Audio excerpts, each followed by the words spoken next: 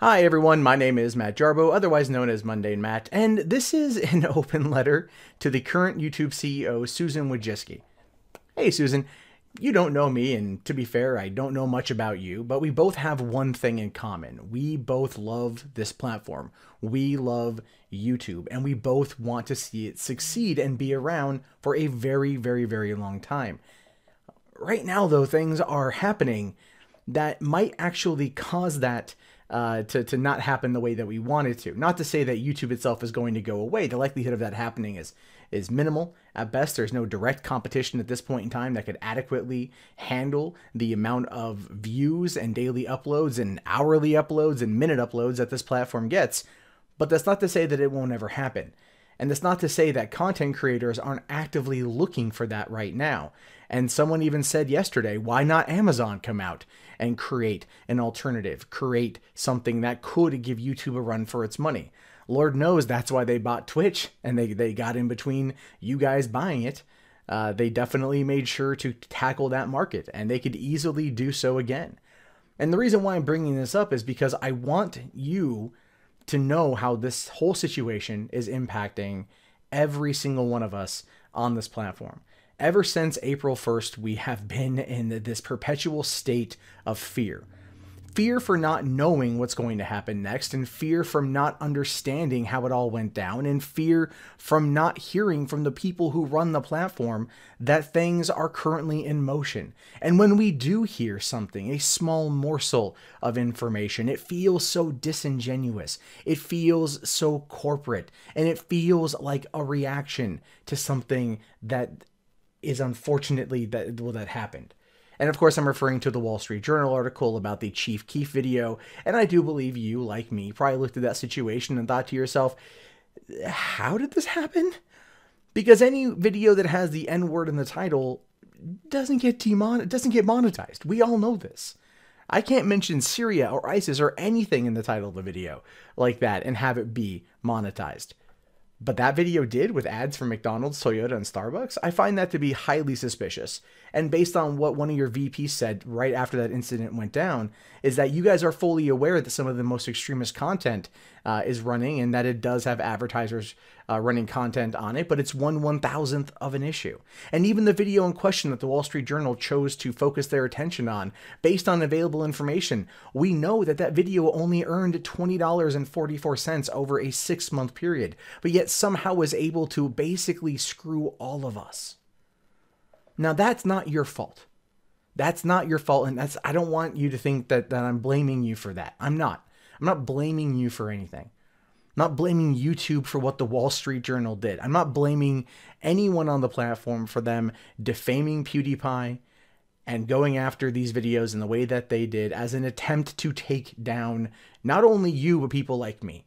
People who comment on current events, people who are able to get the views and able to get the subscribers and probably able to even get the money that is starting to dwarf these old mainstream media outlets. And you yourself have even said that YouTube is not TV. So you understand what we do here. You understand what creators do on this platform. And you have to know that everything that's gone down is complete BS. But I understand as a CEO, you have to act for the better interest of the business. When those 200 plus advertisers pulled out of not only YouTube, but Google, there was an instant reaction that had to take place. And of course, that meant flipping the switch and kind of taking it all back to zero and then going from there and building it back up. And the thing is, content creators, while not happy about it, we're understanding of it. We were completely understanding of it. We understood that from a business perspective, this is something you had to do. All we wanted and all we still want is just answers. Something letting us know that it's going to be fine, that it may not go back to where it was, but things are currently being worked on. And all we're getting now is just almost nothing. Just parroted corporate responses from your Team YouTube group on Twitter, where people say, I have video evidence of this stuff happening. And they're like, oh, submit it to our team. And I've gone through the process of submitting it to your team and getting back basically nothing. getting back nothing of value that will benefit me. Case in point, this new monetization system, all my videos within a matter of minutes of being uploaded automatically are set to yellow, so limited or no ads, which is understandable. I cover current events, sometimes very, very, very iffy topics, and not everything I post I expect to be monetized. I understand that. But some things, like this video right here, will have that exact same problem. And my complaint with that has to do with the fact that I spoke to one of your customer service agents, and she told me that they should be manually reviewed within 2 hours. 2 hours of when I submit that request, which is how it used to be before in the old system, where you might get something that gets dinged as not being monetized, not being monetizable, and you can request an appeal, and usually within a couple hours, they've gotten back to you. Here it takes 48 hours at minimum to get back any of that information. 48 hours, the average lifespan of a new video on YouTube, because 400 minutes or 400 hours are uploaded every single minute on this platform, is about 24 to 48 hours. And so effectively, by the system taking 2 whole days to determine whether or not I can run ads on something I'm talking about, content that I have curated to fall well within the guidelines permitted, it's killing my channel. It's killing my livelihood. And I'm not saying this to guilt you or to make you feel like, oh, I have to fix this one person's account. This isn't just about me. I can only speak from my own experience, but I'm talking about the greater community as a whole. YouTubers, we talk to each other. We talk to each other a lot. We are always discussing the platform. We are always discussing what's going on. And we are always wanting more information, and information that doesn't happen. And when that information doesn't come, that anxiousness, that anxiety, that unknown turns to frustration, that turns to anger, and then that turns to fear. And to quote Yoda from The Phantom Menace, and fear turns to the dark side. Or fear turns to anger, and then that turns to, either way, the dark side is what I'm trying to get to. And that dark side in this particular case is a competitor. And while, yes, there's nothing right now that can come close to YouTube, it's not to say that something might not in the future. And so at this point, the question really boils down to, and this is really what I want to say to you, is what do you want your legacy to be? Do you want your legacy to be the person who helped YouTube overcome the situation that worked with creators, all creators, who work tirelessly to make this their career because they love this platform, they love what they do, they feel so blessed to be able to do it?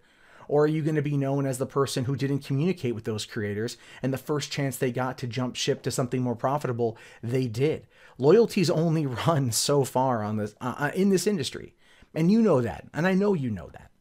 And it's not that people are going to want to leave. They desperately want to stay. They desperately want to find the means to stick around.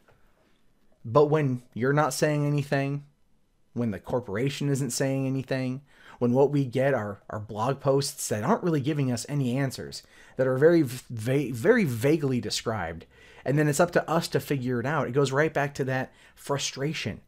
And then that leads to anger. And then that leads to the conversation of where do we go next? Twitch is something that people have been moving to a lot more. People are loving the fact that you offered up super chat and subscription base for the platform, but they also hate the fact that it takes 30%. Seriously, why is super chat 30%? At what point in time did you think you earned 30%? And that is a very valid criticism. Same goes for subscriptions. If I want to turn my channel into a subscription-based platform, I have to give you 30%, and I have to forcibly unsubscribe all 149,000 of my subscribers. It's not worth it for me to do.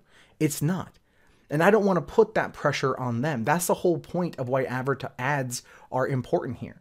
It allows us to continue creating, and it allows people to continue watching without having to give monetarily. And they watch ads as a way of, well, paying back into the system. You earn money, we earn money, the advertisers get their content seen. It's a symbiotic relationship where, for the most part, everybody wins. It's a symbiotic relationship that jumps from platform to platform to platform, from television, radio, movies, internet. It's one that's worked. But now we're in a situation where fans are going to have to, are being asked by the creators to start footing that bill more often. And that's going to cause a huge problem down the road. It's going to cause that rift, going to cause that problem of people quitting doing this full time, or people moving away to something else, or not wanting to cannibalize their own, or worried that somebody might cannibalize them in order to get ahead. It might become a battle for who can survive the longest. And at that point, seriously, nobody wins. So it really is, what legacy do you want to have? It's it's a simple question. And all I'm asking for is just, I'm not going to get a response. I know that. I hope in some way this finds you out there and you can see what I'm talking about. You can look at the people out there who are frustrated. 4 months of what feels like silence, of what feels like just people ignoring us when we're out there going, we don't know what's going on. All we want are answers. And what we're getting is not any kind of reassurance while you guys figure it out. And again, I understand. I just want to reiterate this point. I understand that you guys are between a rock and a hard place. I get it. But there should still be some part of the company that wants to work with the creators. That's not just Vivo. That's not just big brands. That's about the you in the YouTube and go, we hear you. We are working on it. And here's an action plan to get us back to where we need to be. So then everybody is good. And we're not getting that. We're not getting any kind of straightforward information about this, especially with this new machine learning AI for monetization. Yes, I understand that it's learning the habits. It's learning things as it goes. That wasn't properly conveyed. That wasn't properly explained. It was, I saw a response from a member of Team YouTube to another YouTuber about it. And then I looked up other people talking about it, but it was never from the, never fully properly explained in a way that would make us go, oh, okay, you are working on it. This just takes time.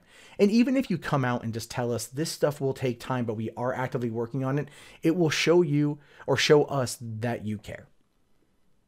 And because that's the biggest problem here. They feel that this company, this platform, this community, essentially, the higher ups of it at least, don't care about them.